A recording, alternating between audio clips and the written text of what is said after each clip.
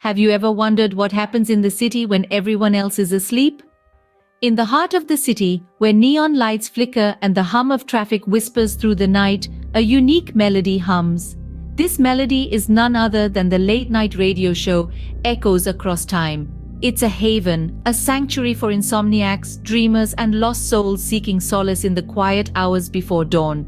The show's host, Lucy, is a nocturnal storyteller, her voice a soothing balm against the backdrop of the city's ceaseless heartbeat. Each night, as the city sleeps, Lucy breathes life into the airwaves, her words painting vivid pictures in the minds of her listeners.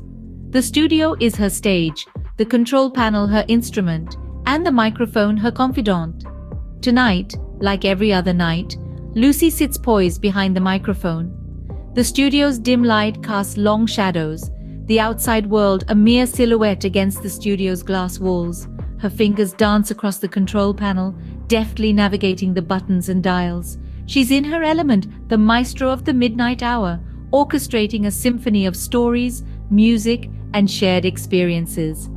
Echoes Across Time is more than just a radio show. It's a shared experience, a collective journey into the early hours of the morning.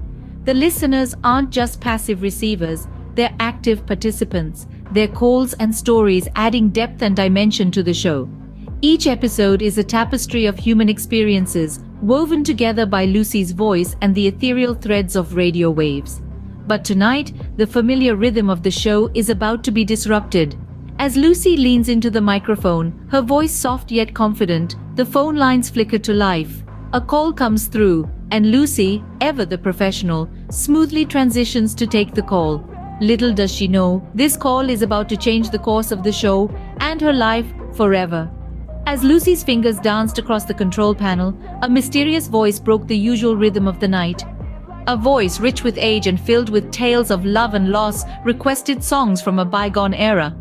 The caller's voice was a portal to the past, transporting Lucy to a time when dances were held beneath moonlit skies and laughter echoed through the years.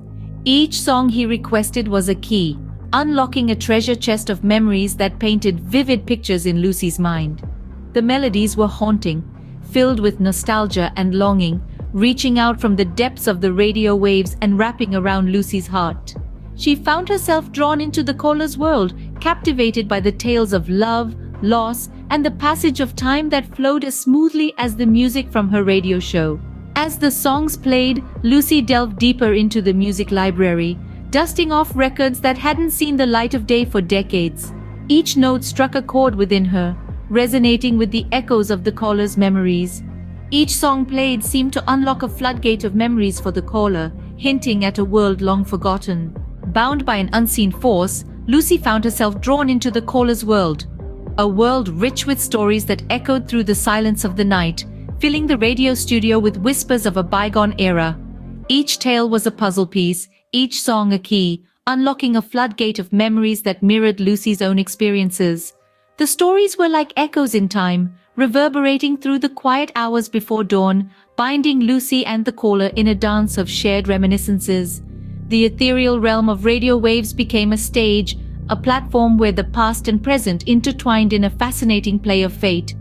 The neon lights of the city flickered in the distance, oblivious to the drama unfolding within the radio studio.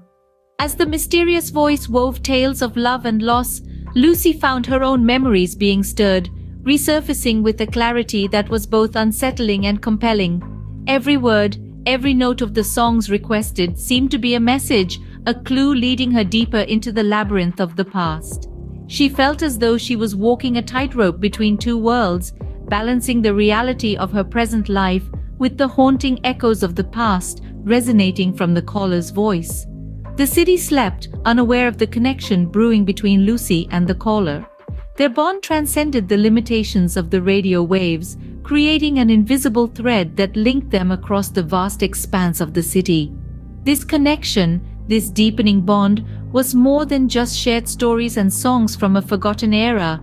It was a connection of souls, a meeting of minds that blurred the lines between the tangible and intangible. As each night passed, the mysterious voice seemed to draw Lucy further into the labyrinth of memories, stirring emotions she never knew she had. The echoes of laughter, the dances beneath moonlit skies, the tales of a world long forgotten, all seemed to hold a mirror to her own life.